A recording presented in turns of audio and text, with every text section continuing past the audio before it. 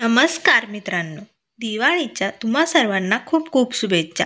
कुण्या राजाची गतुरानी या मालिकेच्या आजच्या भागात आपण बघणार आहोत की गुंजा दारात बॅग ठेवत असते आणि दरवाजा ठोठवणार तेवढ्याच ती तिला आवरते आणि तिथून जायला निघते. तर गुंजा त्या घरात कबीर सोबत आल्यानंतर तिचा कसा कुंकवाच्या पावलाने घरात गृहप्रवेश झाला होता हे सर्व क्षण तिला आठवत असतात. घरात घालवलेले सणासुदीचे सण, हरतालिकेची पूजा सर्व काही तिला आठवत असते. त्यामुळे तिचा त्या घरातून पाय निघत नसतो. गुंजा म्हणत असते, या घराने माझ्यासाठी खूप काही केलं आहे. या घराने लावलेली माया माझ्या पायात अडकून पडली. त्यामुळे इथून माझा पाय निघानाच नाही. तर गुंजा तिथे बॅग ठेवते आणि तिथून निघालेली असते. तर इकडे आतमध्ये मधू म्हणत असते, वहिनी हे बघा घरात कुठेच गाठोडं नाहीये. त्यावर वहिनीही ड्रॉवर उघडून बघतात, मात्र गुंजाचं गाठोडं कुठेच नसतं. तर वहिनी म्हणतात, अगं हे बघ ना, हे अंथरूण पण घड्या करून ठेवलंय. तर तेवढ्यात मृण्मयीचं लक्ष जातं. गुंजाने तिच्या हातातील बांगड्या तिथेच टेबलावरती काढून ठेवलेल्या असतात. तर लगेच मधू म्हणते, अगं बाई हो, ह्या गुंजाच्याच बांगड्या आहे. तर मृण्मयी त्या बांगड्या हातात घेऊन त्याकडे बघत असते. गुंजाने या बांगड्या इथे का ठेवल्या असतील? तिला काहीच सुचत नाही. गुंजा का घर सोडून गेली असेल असे खूप प्रश्न तिला पडलेले असतात. नंतर इकडे गुंजा मनाशीच म्हणत असते, पण गुंजे तू जाणार कुठे? डोंगरवाडीचे लोक साहेबावर तुटून पडतील, त्यामुळे मला तिकडे जाता येणार नाही. त्यामुळे देवी आई, आता तू जिकडे वाट ठेवशील तिकडेच मला जावं लागेल. त्यामुळे लगेच गुंजा तिथून निघालेली असते. तर इकडे मधू कबीरला सांगण्यासाठी आलेली असते. तर कबीर म्हणतो, काय झालं आई, काय आरडाओरडा चालू आहे? त्यावर मधू म्हणते, अरे गुंजा घरात नाहीये आणि तिचं गाठोडं पण घरात नाही, कुठे गेली काय माहिती? तर कबीर म्हणतो, काय? तर लगेच तेवढ्यात सुबोध येतो. तर सुबोध म्हणतो, काय झाले काकू? तर वहिनी म्हणतात, अरे ती गुंजा घरात नाहीये, घर सोडून गेली मला असं वाटतं. त्यावर सुबोध म्हणतो, अगं आई, तू दरवेळेस टोकाचे निर्णय का घेते एवढे? इथेच कुठेतरी असेल, किचनमध्ये काम करत असेल. त्यावर लगेच कबीर म्हणतो, हो, किंवा टेरेसवरती असेल. तर तेवढ्यात रेशीम येते आणि रेशीम म्हणते, नाही, टेरेसवरती तर मीच होते, तिथे कोणीच नाही आहे. तर कविता ही किचनमध्ये बघून येते. तर कविता म्हणते, नाही, मी किचनमध्ये बघितलं, घराच्या पाठीमागे बघितलं, परंतु गुंजा कुठेही नाही आहे. तर लगेच मृण्मयी म्हणते, कबीर कुठे गेली असेल गुंजा? खरंच ती डोंगरवाडीला तर नाही ना गेली? त्यावर लगेच रेशीम म्हणते, हो, डोंगरवाडीलाच गेली असेल. तिला तिच्या आईची आठवण येत असेल, सारखी आई आई करत असते ना. तर हे सर्व ऐकून कबीर बोलतो, नाही, गुंजा डोंगरवाडीला जायला नको. ती जर तिथे गेली तर तिच्या जीवाला खूप मोठा धोका आहे. तर लगेच मधू सर्वांना हे ऐकून खूप मोठा धक्का बसतो. त्यावर मृण्मयी विचारते, कबीर काय धोका आहे तिच्या जीवाला तिथे गेल्यानंतर, सांग ना. त्यावर कबीर काहीही बोलत नाही. तो लगेच म्हणतो, नाही, मला गुंजाला शोधायला जावंच लागेल. असे म्हणून सुबोध त्याच्याबरोबर बाहेर निघतो. बोध म्हणतो की डोंगरवाडीला जायला बस स्टँडवरती आधी जावं लागतं ना, मग आपण आधी बस स्टँडवरती गुंजाला शोधू. मात्र दरवाजातच कबीर त्या बॅगला धडकतो. तर सुबोध म्हणतो, अरे कबीर काय करतोय, जपून बघ ना काय आहे पुढे. तर कबीर लगेच ती बॅग उचलतो. त्यावर सुबोध म्हणतो, पोलिसांना बोलूया, काय आहे त्या बॅगमध्ये, आपल्याला काय माहिती. त्यावर कबीर म्हणतो, थांब आपण उघडून बघूया. तर उघडल्यानंतर कबीर म्हणतो, अरे यात तर कॅश आहे, कुणाची आहे? तर लगेच सुबोध म्हणतो, हो, अरे बापरे, एवढ्या नोटा, म्हणजे नक्कीच हे 5 लाख रुपये आहे. त्यावर रेशीम म्हणते, म्हणजे हे चोरांनी तर ठेवले नसतील ना. तर कविता म्हणते, मला असं वाटतंय त्या चोरांना कळालं असेल की आपण ज्यांचे पैसे चोरले ते कबीर सरपोतदार पत्रकार यांचे वडील आहेत, त्यामुळे त्यांनी पैसे परत आणून ठेवले असतील ना. तर लगेच सुबोध म्हणतो, नाही नाही, असं नाही होऊ शकत, चोर असे पैसे परत कसे आणून देतील.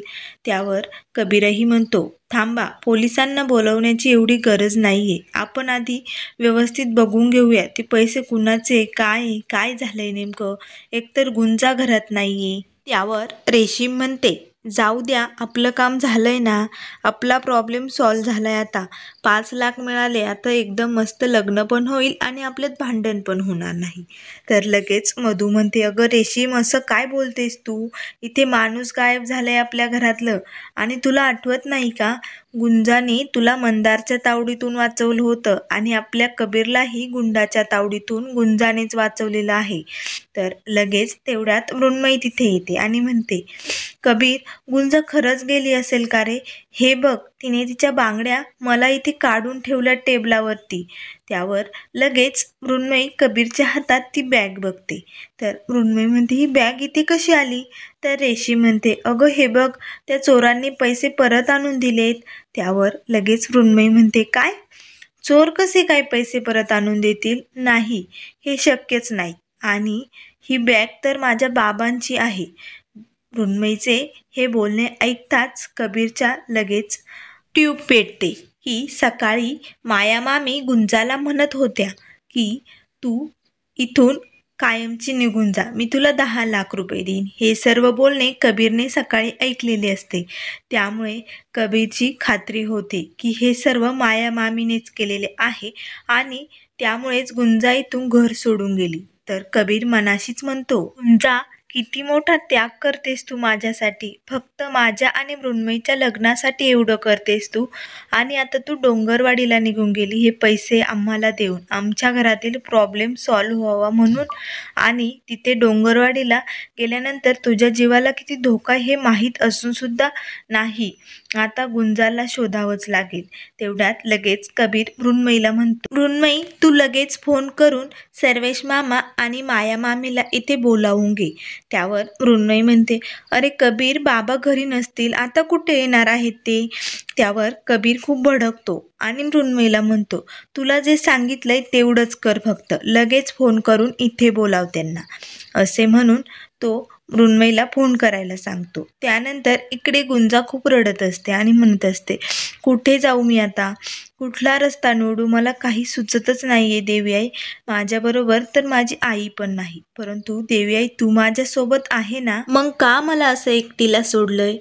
आणि लगेच म्हणते, देवी आई, म्या माया मामींकडून पैसे घेतले, त्यामुळे तुझी खरी गुन्हेगार मी आहे, म्हणून मी तुझ्यासमोर पदर पसरते. परंतु याची शिक्षा तू मलाच दे. माझ्या साहेबाला काहीही होता कामा नये. त्यामुळे आता मला यातून कुठला तरी एक रस्ता निवडावाच लागेल. तेवढ्यात इकडे सर्वेश मामा, माया आणि आजी आलेली असते. सर्वेश दारात आल्या आल्या विचारतो, काय झालंय कबीर?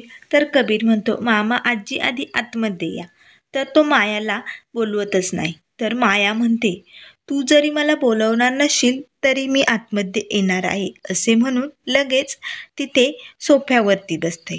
तर कबीर म्हणतो, मी तर खास तुमच्यासाठीच फोन केला होता आणि स्पष्टच विचारतोय, गुंजा कुठे? व्यवस्थितपणे सांगा तुम्ही गुंजाला कुठे पाठवलंय ते. त्यावर लगेच माया म्हणते, मी? Are you mad?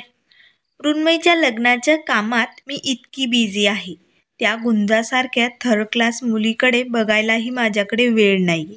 तर हे ऐकून कबीरचे बाबा यांना खूपच राग येतो. तर ते म्हणतात, मायाताई, गुंजाला थर्ड क्लास म्हणायचं नाही, ती आमच्या कुटुंबाचा एक भाग आहे. त्यावर माया म्हणते, तुम्ही तिला डोक्यावर चढवून ठेवलंय, त्याला मी काय करू?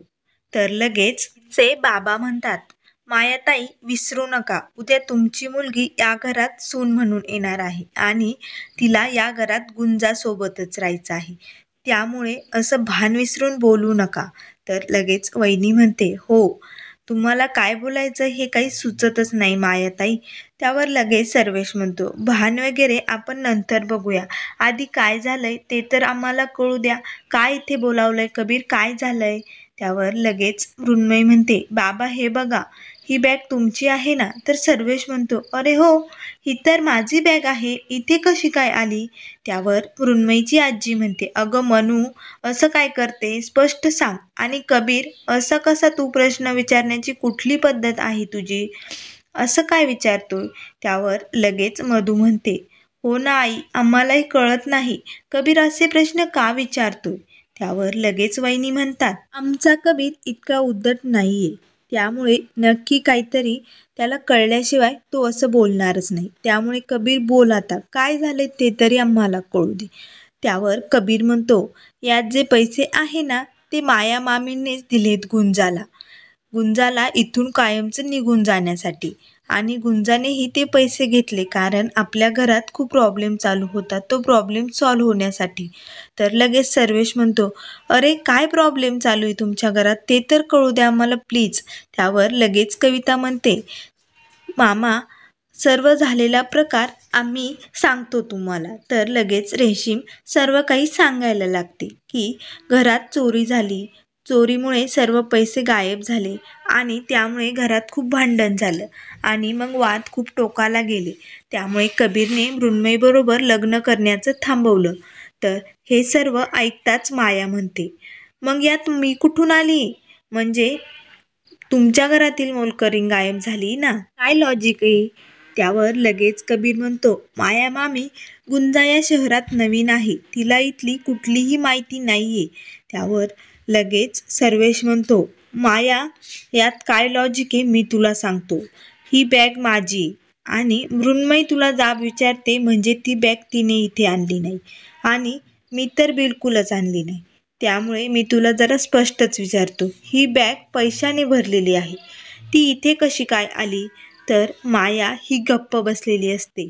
तिने खाली मान घालून ती एकही शब्द बोलत नसते.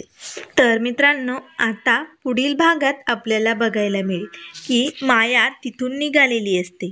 तर सर्वेश म्हणतो, अगं माया असं काय करते?